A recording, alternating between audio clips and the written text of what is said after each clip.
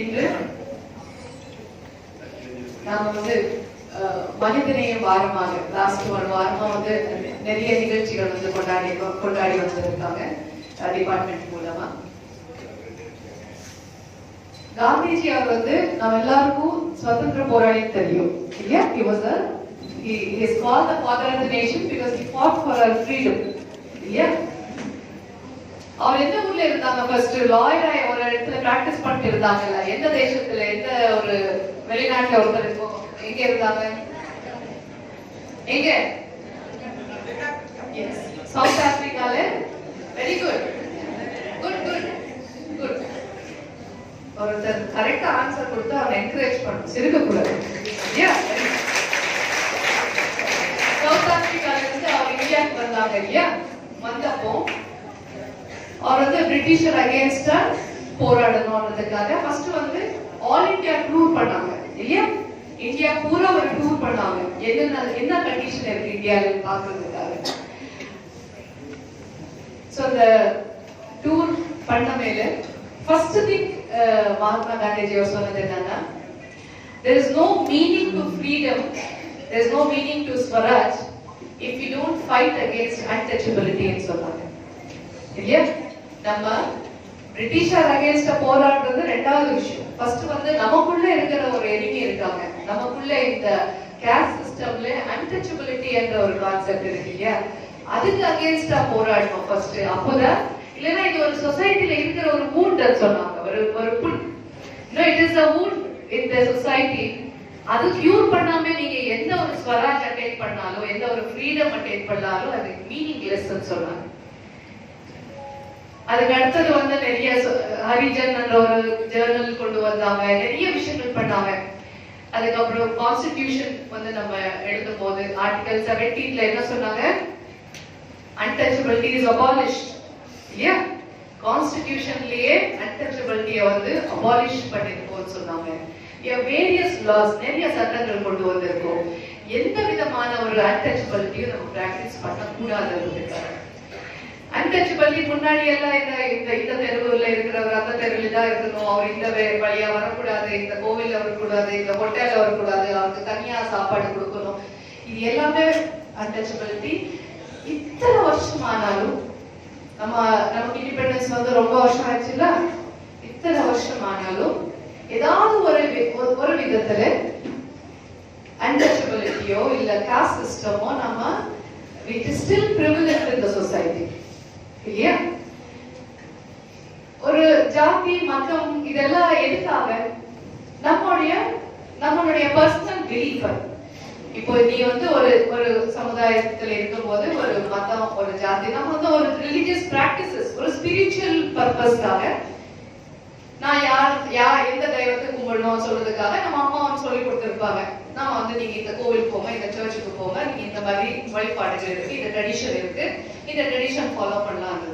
இது ஒரு சொசைட்டில ஒரு சிஸ்டம் கொண்டு வர்றதுக்காக கொண்டு வந்தது. எந்த ஒரு ஜாதியோ எந்த ஒரு மதமோ பெருசு கிடையாது. எந்த ஜாதியும் பெருசோ இல்ல கீழேயோ இல்ல இல்லையா? எல்லாரும் ஒரு பద్ధதியை ஒரு வழிபாடுகள் வந்து ஃபாலோ பண்ணிட்டு இருக்காங்க. ஆனா ரொம்ப ஒரு வருத்தமான விஷயம் என்னன்னா, சில பேர் வந்து அவங்களுடைய சுயநிலைக்காக, அவங்களுடைய பர்சனல் மோட்டிவ்ஸுக்காக நம்ம சமுதாயத்திலே இந்த மாதிரி நம்ம எல்லாரும் இந்த ஜாதிக்கு சேர்ந்தோம், நாம வந்து we have to fight, we have to நமக்கு அந்த மாதிரி பேசிட்டாங்க நம்ம பத்தி. இதெல்லாம் எதுக்கு வேணும்? நம்ம பசங்க, நம்ம சொசைட்டில நம்ம எல்லாருமே முன்னேறணும்னா, நம்ம எல்லாருமே only by one way we can come forward in life இல்லையா? இப்போ எல்லாருமே வந்து நீங்க எல்லாரும் என்ன வந்து கலெக்டரா பாக்குறீங்களா, இல்ல இவங்க எந்த காஸ்ட் எந்த மதத்துக்கு சேர்ந்தவர்ன்றது பாக்குறீங்களா? கலெக்டரா தானே பாக்குறீங்க. எப்பவுமே நான் இந்த இடத்துக்கு வந்தது only because of one thing. என்ன படிப்பு, என்னுடைய எஜுகேஷன் தான் எனக்கு இந்த position. my education brought me to this position இல்லையா? படிப்பு மட்டும்தான் நமக்கு வந்து எல்லா ஜாதி மதம் all kind of டிஃபரன்சஸ்க்கு மீறி நம்ம வந்து கொண்டு போறது நம்ம படிப்பு மட்டும்தான். எல்லாரும் நம்ம சாதனையை பத்தி பேசுமே தவிர நம்முடைய ஜாதி மதம் இனம் பத்தி யாருமே கேட்க கூடாது. அந்த லெவலுக்கு நம்ம வந்து வளரும். So this is the stage in which you are. நீங்க எல்லாரும் ஸ்கூல்ல படிக்கிறீங்க, ஒவ்வொருத்தரும் வெவ்வேறு ஸ்டாண்டர்ட்ல இருக்கீங்க. பட் நீங்க இந்த கான்ஃபிடன்ஸ் வந்து உங்களுக்குள்ள வரணும்னா it is only by way of education. நீங்க படிக்கிற எல்லா ஸ்கூல்ஸ்லயும் நல்ல ஆசிரியர் இருக்காங்க. கோமதி பேசும்போது சொல்லிட்டு இருக்காங்க, teachers can bring a lot of change in the life of students. ஒவ்வொரு ஸ்டூடெண்ட்லயும் இருக்கிற அந்த கேப்பபிலிட்டி, அந்த பொட்டன்ஷியலை வந்து வெளியே கொண்டு வந்து அந்த ஸ்டூடெண்ட் வந்து ஒரு ஹையர் எய்ம் வந்து அச்சீவ் பண்றதுக்கு it's only through the teachers that we expect each teacher to help the student to achieve their aims. உங்க செல்ஃப் கான்ஃபிடன்ஸ் இருக்கு இல்லையா, அந்த கான்ஃபிடன்ஸ் டெவலப் பண்ண வேண்டியது நீங்க தான். அது எப்போ வர முடியும் உங்களுக்கு? எப்போ உங்க மேல உங்களுக்கு ஒரு கான்ஃபிடன்ஸ் வர முடியும்? only through hard work and perseverance. இங்க எல்லாரும் இந்த வழி வந்தீங்கல்ல, இந்த கேட் வழியா அங்க ஒரு வெளிய சின்ன போர்டு வந்து போட்டுருக்காங்க பாத்தீங்களா? காலேஜ் இங்க வரும்போது நான் இப்பதான் பார்த்தேன். If you have a goal and don't work towards it, it is just a wish and போட்டுருக்காங்க. உங்களுக்கு ஒரு கோல் இல்ல, லைஃப்ல ஒரு கோல் இருக்கு. எல்லாருக்கும் ஆசை இருக்கு, நான் டாக்டர் ஆகணும், நான் இன்ஜினியர் ஆகணும், நான் டீச்சர் ஆகணும், நான் லாயர் ஆகணும். இதெல்லாம் ஒரு கோல் இல்லையா?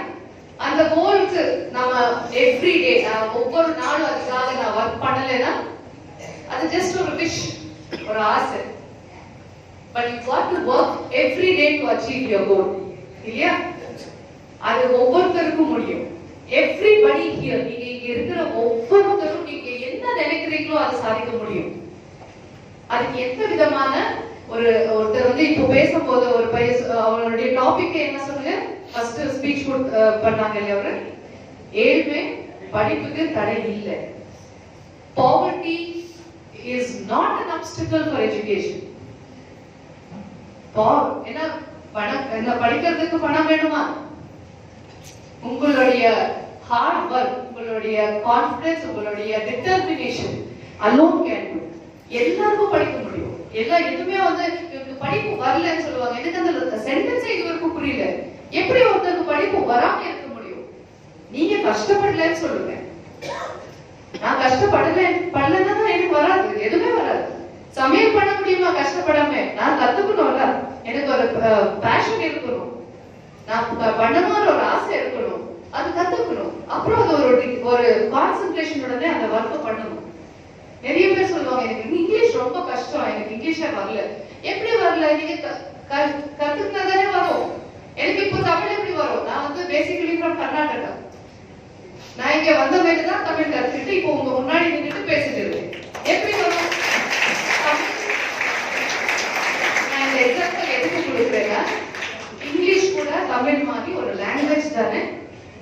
நான் இப்போ நிறைய தப்பு பண்ணிட்டு இருப்பேன். இந்த தமிழ் பேசும்போதே உங்களுக்கு தெரியும், நிறைய அந்த வேர்ட்ஸ் எல்லாமே தப்பு பண்ணிட்டு இருப்பேன். நிறைய இங்கிலீஷ் வந்து யூஸ் பண்ணுவேன் நடுவில். இருந்தாலும் நான் சொல்றது உங்களுக்கு புரிஞ்சிச்சுல. அதே மாதிரி இங்கிலீஷ் கூட ஒரு லாங்குவேஜ். நீங்க அது பேசிக் கிராமரை படிச்சுட்டு அது டெய்லி கம்யூனிகேஷன் பண்ணாதான் ஒரு லாங்குவேஜ் நமக்கு வரும். Language is a medium of communication. So நீங்க என்ன டெய்லி வந்து ஒரு 4 word, if you learn 4 words, அந்த 4 வேர்ட் யூஸ் பண்ணி நீங்க ஒரு சென்டென்ஸ் ஃபார்ம் பண்ணி அதை நீங்க பேசணும். English is only a language. Please don't அந்த இங்கிலீஷை வந்து ஒரு ஆப்ஸ்டக்கிளா ட்ரீட் பண்ணல. எனக்கு இங்கிலீஷ் வரல, அதுதான் எனக்கு ரொம்ப கான்ஃபிடன்ஸே இல்லை, எனக்கு எங்க போனாலும் ஒரு பேச முடியல, I feel very shy. இது எல்லாமே is only, I'm telling you, these are only what you call ஒரு விஷயம் வந்து அச்சீவ் பண்ணாம இருக்கிறதுக்கு நம்ம நிறைய வந்து சாப் சொல்லுவோம்ல, அந்த மாதிரி உங்க மனசு சொல்றது அவ்வளவுதான். ஆனா நீங்க அந்த மனசுக்கு சொல்லணும், என்னால முடியாதது ஒண்ணுமே இல்ல. Don't tell me that I can't learn English. English நான் சயின்ஸ், சோஷியல் சயின்ஸ், தமிழ் எல்லாமே கத்துக்கிட்டேன்ல. அப்ப இங்கிலீஷ் as a language எனக்கு ஏன் வராது? It is also a subject. It is also a language which can easily be learned. Okay? So ஒவ்வொருத்தரும் இங்க இருக்கிறவங்க எல்லாருமே please understand that லைஃப்ல நம்ம முன்னேறணும்னா it is only by way of education.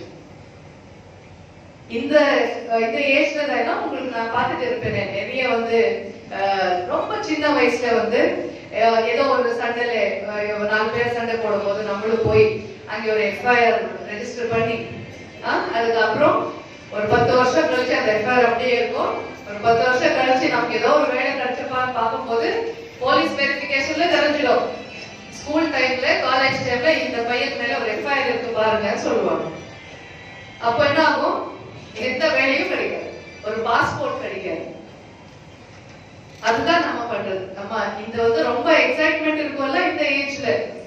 இப்பதான் +2 முடிச்சிட்டோம், காலேஜுக்கு போறோம்.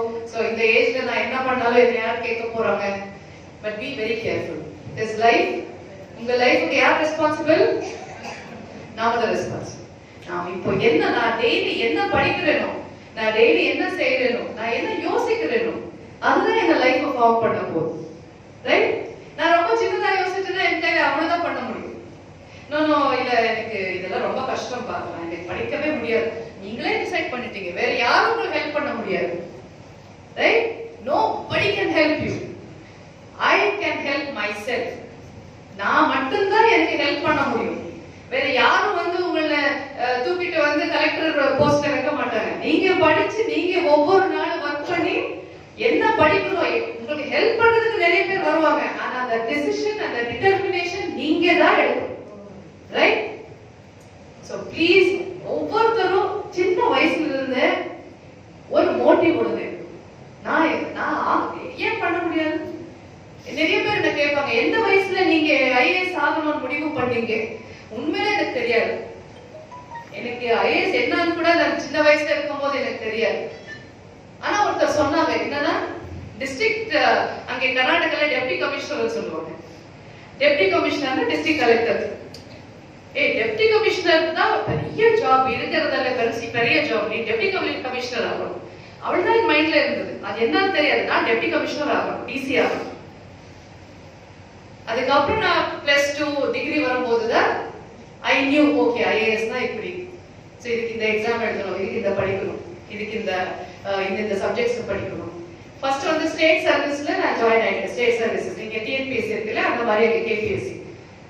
அது ரொம்ப 1 இயர்ல ஈஸிலி பாஸ் பண்ணிட்டேன். எனக்கு இந்த ஐஏஎஸ் பிலிம்ஸ் ரொம்ப கஷ்டமா இருந்தது.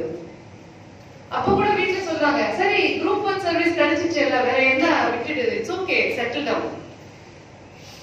பட் நான் இன்னொரு அட்டெம்ப்ட் எடுக்கணும்னு ட்ரை பண்ணேன். அதுதான் அப்பாவுக்கு சொன்னேன், இன்னொரு அட்டெம்ப்ட் எடுத்துறேன். ஏன்னா வேறதுக்காக இல்ல, எனக்கு தெரியும் நீங்க எல்லாருமே சந்தோஷமா இருக்கீங்க, குரூப் 1 சர்வீஸ் வந்துச்சு போகுது. ஆனா எனக்காக, ஏன்னா நான் லைஃப்ல வருத்தப்படக்கூடாது இல்லையா? சரி நான் இன்னொரு கொஞ்சம் கஷ்டப்பட்டு இருந்தா எனக்கு ஐஏஎஸ் கிடைச்சிருக்குமோன்ற ஒரு ஃபீலிங் எனக்கு இருக்கக்கூடாது. அந்த ஒரு ஃபீலிங்ல தான், அந்த ஒரு மோட்டிவ்ல தான் நான் இன்னொரு ஒரே ஒரு அட்டெம்ப்ட் எடுக்கலாம்னு பார்த்தேன். அது easily I qualified, I got into IAS. நீங்க கூட இந்த எக்ஸாம் ப்ரிப்பேர் ஆகுறீங்கல்ல, இன்னொருத்தருக்காக படிக்காதீங்க. 5th 6th ஸ்டாண்டர்ட் நீங்க எந்த எக்ஸாம் படிக்கிறீங்களோ, எல்லாம் நிறைய பேர் கேட்பாங்க, ஐஏஎஸ் படிக்கிறதுக்கு என்ன மேடம் சீக்ரெட்னு சொல்லிட்டு. அதுக்கு பெரிய சீக்ரெட் ஒன்றும் இல்லைங்க. நீங்க என்ன படிக்கிறீங்களோ, நீங்க 5th இருக்கீங்களா, 6th 7th 8th, அந்த சிலபஸ் கம்ப்ளீட்டா புரிஞ்சிட்டு படிங்க. That is enough. பிகாஸ் நீங்க புரிஞ்சிட்டு படிக்கும் போது தான் அது மைண்ட்ல ரெஜிஸ்டர் ஆகும். வெறும் பைஹார்ட் பண்ணி கையில கைட் வச்சுட்டு படிச்சிருந்தா எக்ஸாமினேஷன் மட்டுமே பாஸ் ஆக வைக்க, மைண்ட்ல எதுவுமே ரெஜிஸ்டர் ஆகும். சோ நீங்க எக்ஸாமினேஷனுக்காக படிக்கும் போது அப்பா திட்டுறாங்க, டீச்சர் கேக்குறாங்க, ஏதோ ஒரு 30% 40% வந்தா பாஸ் ஆயிடும். பாஸ் ஆயிட்டு எப்படியோ இந்த கிளாஸ் விட்டு நெக்ஸ்ட் கிளாஸுக்கு போகணும், இதுக்காக படிச்சீங்கன்னா அது மைண்ட் செட் அப்படியே இருக்கும்.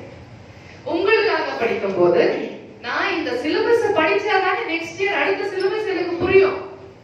ரைட்?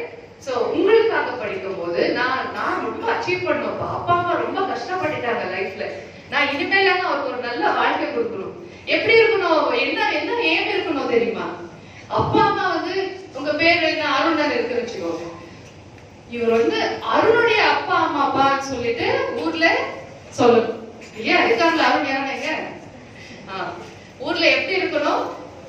உங்க பேரண்ட்ஸ்க்கு அடியாரம் வந்து உங்க பேர் வச்சுட்டு சொல்ல மாதிரி இருக்கணும். நல்ல விஷயத்துக்காக அருண் சொல்லி ஒரு ஐஏஎஸ் ஆபீசர் இருக்காங்க இல்லையா, அவருடைய அப்பா அம்மா இதுன்னு சொல்லிட்டு ஊர்ல சொல்லணும்.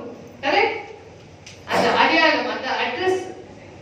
to give an identity to your entire family by your education. Right? உங்க சொந்தக்காரர் எல்லாருமே வந்து உங்க பேர் வச்சுட்டு தெரியணும். இப்போ எனக்கு அப்படிதானே எல்லாரும் என்ன சொல்லுவாங்க, இவங்க அந்த 2009 பேட்ச் ஆபீசர் இருக்காங்களா அவருடைய அங்கிள் இவருன்னு சொல்லுவாங்க. அது நல்லா இருக்கு இல்லையா? நல்லா இருக்கும்ல? எல்லாருமே they identify my entire family by me. So அந்த மாதிரி you should give an identity to your family. அதுக்காக every day is important. Okay? நீங்க எப்பவுமே படிக்கணும்னு சொல்லல, விளையாடணும். You have to play when you play and work when you work and study when you study. But don't get into unnecessary activity. என்ன unnecessary activity? unnecessary-ஆ எப்பவுமே கையில mobile வச்சுட்டு WhatsApp பார்க்கிறது, ஏதோ ஒரு யூஸ்லெஸ் மீனிங் இல்லாத ஒரு ஃபார்வர்டை வந்து ஒரு 100 பேருக்கு ஃபார்வர்ட் பண்றது, அதுக்கு ஒரு 100 கமெண்ட் பார்க்கிறது, அது உண்மையா இல்லையா பார்க்காம கூட ஒரு 100 பேருக்கு ஃபார்வர்ட் பண்றது, அதனால என்ன யூஸ்? அதுதான் நான் சொல்றேன், நீங்க என்ன பண்றதுக்கு முன்னாடியும் நான் அப்படிதான் சொல்றேன் யாருக்கும், இதனால என்ன யூஸ் ஒரு வாட்டி கேட்டுக்கோங்க. நமக்காக வாழணும்ல, நம்ம மாதிரி தானே எல்லாரும். Everybody is like us. நாம் ஏன் இன்னொருத்தருக்கு unnecessarily கஷ்டப்படுறோம்? So anyways, I just want to say that as students உங்களுக்கு this is an opportunity. இதே ஒரு 20 years கழிச்சு நான் இதெல்லாம் உங்ககிட்ட பேசிருக்க மாட்டேன். You are too old for that. இல்ல அப்ப இன்னொரு 20 வருஷம் கழிச்சு நான் உங்க மீட் பண்ணும்போது இவ்வளவு லெக்சர் உங்களுக்கு கொடுக்க மாட்டேன். ஏன்னா இந்த வயசுல ஸ்டூடெண்ட் ஏஜ்ல நான் யாரான பார்க்கும்போது எனக்கு இதெல்லாம் சொல்லணும்னு தோணுது. Because I want to இதுல இருக்க கொஞ்சம் பேரானா if you make up your mind, nothing will stop you. அந்த ஒரு சென்டென்ஸ் படிச்சிருக்கீங்களா? It says when you really decide, when you really want something, the entire universe conspires to help you. ஒரு sentence இருக்கு, help பண்ணுமா. This is true. I have experienced it. Okay? உண்மையிலே when I want to do something இல்ல, எப்படியா அது சரியாய் வந்துரும், எப்படியா யாரோ ஒருத்தர் ஹெல்ப் பண்ணுவாங்க, somehow everything comes smooth and things happen. But you should have a good intention. ஒரு நல்ல இன்டென்ஷனோடவே ஒரு நல்லது பண்றதுன்றதுக்காக ஒரு நீங்க ஒரு டிசைர் வச்சுட்டு அதுக்காக நீங்க வர்க் பண்ணும்போது everything will happen. Okay? Okay? Yes. So I'm happy that all the teachers are here. I know it's late. Teachers ellarume you are doing a great work. I know all the schools are doing very well. I have visited a few schools also. 100% results கொடுக்குறீங்க சில இடத்துல. சில பேர் வந்து நிறைய welfare ஸ்கூல்ல இருந்து competitive exams வந்து அச்சீவ் பண்ணிட்டு போயிருக்காங்க. Every student is important. So teachers please mold them because it is the stage in which they are growing. இப்போ நீங்க என்ன ஷேப் கொடுத்தாலும் they will grow in that in that shape. So each student, ஒவ்வொரு ஸ்டூடெண்ட்ல இருக்கிற அந்த பொட்டன்ஷியலை நீங்க identify பண்ணி please help everybody to achieve big in life. So big thanks to welfare department for having organized this program and wish you all good luck. Thank you.